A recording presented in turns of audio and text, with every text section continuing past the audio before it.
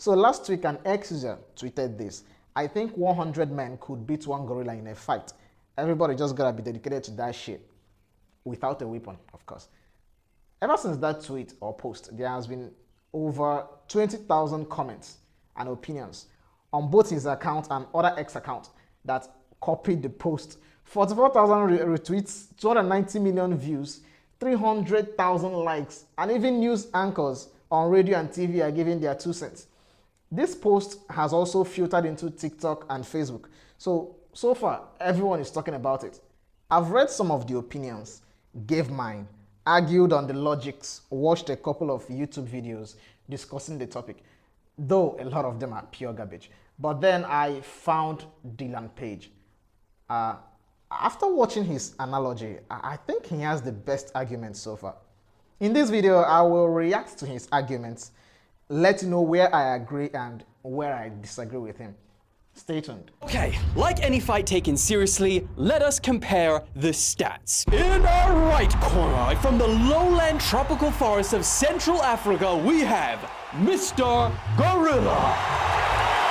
A full-grown silverback gorilla can weigh up to 600 pounds and can lift up to 27 times their body weight. Meaning, get one of these on a bench, they would technically be able to put up 4,000 pounds for reps. That's stronger than 20 men combined. Gorillas have been known to tear down entire banana trees and bend iron bars to escape cages. And its sheer strength isn't just the only threat. It has got one of the most powerful bite forces in the whole animal kingdom. 1,300 pounds per square inch. That's like double a lion. And just for comparison, to break through human skin, you only need about 30 pounds per square inch. And to break through a human bone, it's around 300 to 400. They have 1,300. And just in our left corner, from everywhere on Earth, we have Mr. Human. We know a lot about humans, all right? So don't need to go into detail. We've only got 2 things that could be 2 stats better than gorillas. The first is intelligence. Even the dumbest humans are smarter than the smartest gorillas. And the other impressive stat that we've got is stamina and endurance. Humans are known to have chased down animals 10 times faster than them, simply because that animal that they were chasing collapsed because of exhaustion. I mean, that is how we hunted for centuries. You might not have known this, but our little secret weapon to do that is sweat. See, most animals, they have to stop to regain their stamina. But humans, our sweat allows us to, get rid of our heat while never having to actually stop. How? Realistically speaking, this scenario is too hypothetical.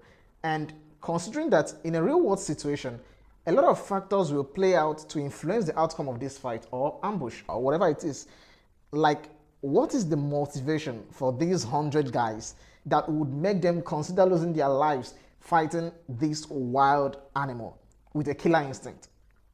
Let's say this gorilla came into their village and unalived all the children in the village and destroyed all their houses. Okay, that might work. Or let's say they were captives and were used for games like entertainment for the elite class. So they were told, you either fight this animal or you'll be killed. Even at that, some of the men would reluctantly walk into the cage and not put in their best because they'd prefer to die anyway. So that is not a good enough motivation for me. So let's work with the first analogy. The gorilla came into the village while the men were away and killed all the children and old people and destroyed all the houses and couldn't find any weapon. Well, that could work.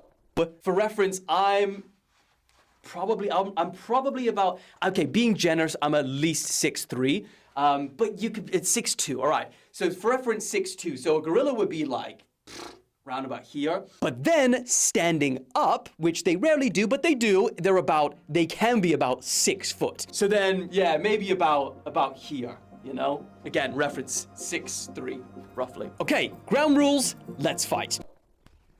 This is a great analogy. It is important to understand that gorillas are not bipedals, which is a good thing for the gorilla. This means that they have a good balance on the ground and upper body strength is increased. In fact, they are 4 to 9 times stronger than humans because of this singular factor.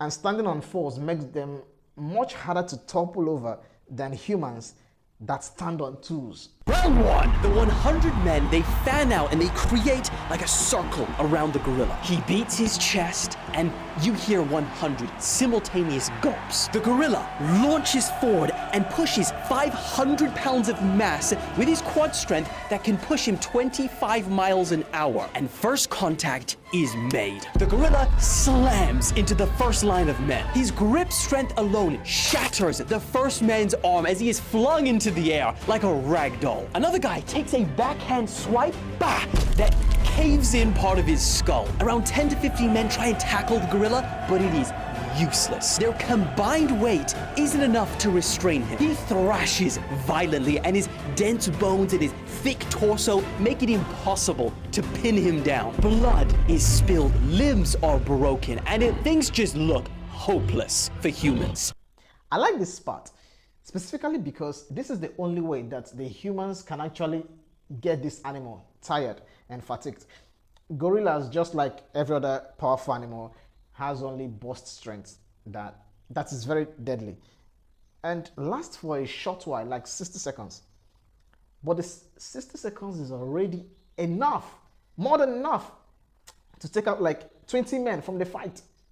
But remember, we're smart and humans adapt quickly. And they come up with a different strategy. The organized swarm. Round two. One thing you need to keep in mind, one giant Asian hornet is able to take out an entire hive alone of honeybees.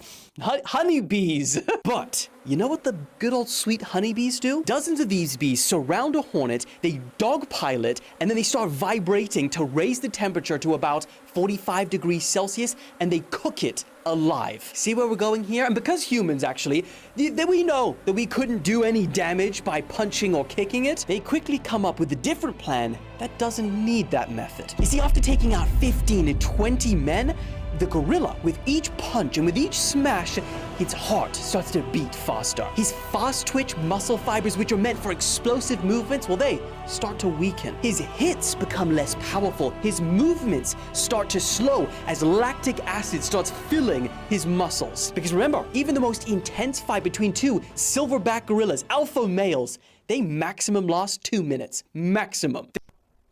This is an interesting line of thought here. Suffocation. But can it work? For suffocation to work, then there must be a perfect airtight seal underneath.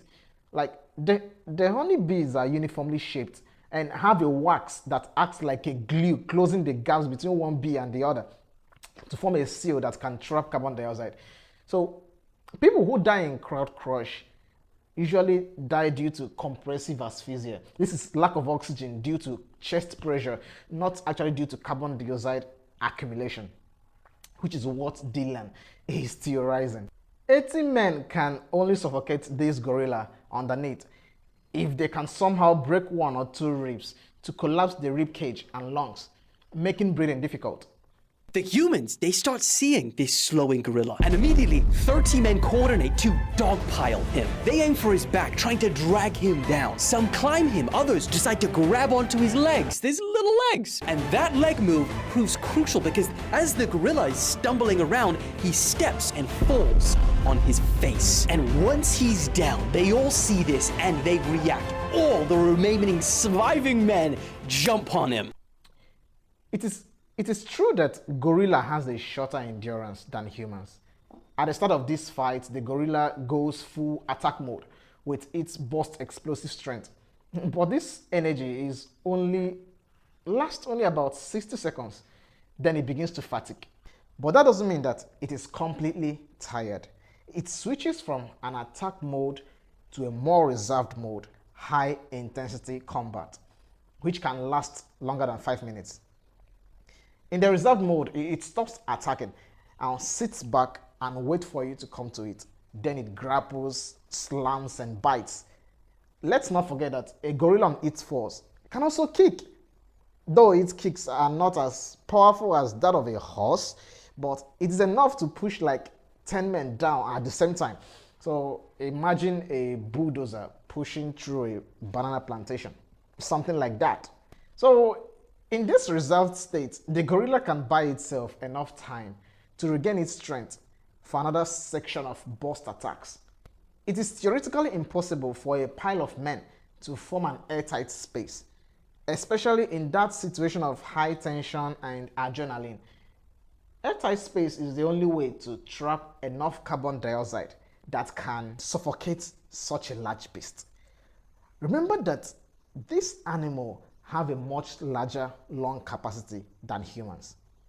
If these men manages to bring down the gorilla, which is almost impossible, remember that the animal is standing on fours, so it is very hard to topple it over. But if they somehow miraculously do, then they need to target the eyes. If the animal is blind, they can finish up much easily. Not too easily, but relatively more easily. Relying on suffocation alone, to me, relying on suffocation alone will not work. It will not work very well. It will not even work at all. If you like my analysis, please do well to subscribe and leave a comment. What do you think? I do read every comment, so what do you think? Do you think that the suffocation can work? Let me know. Click here to watch my next video. See you there.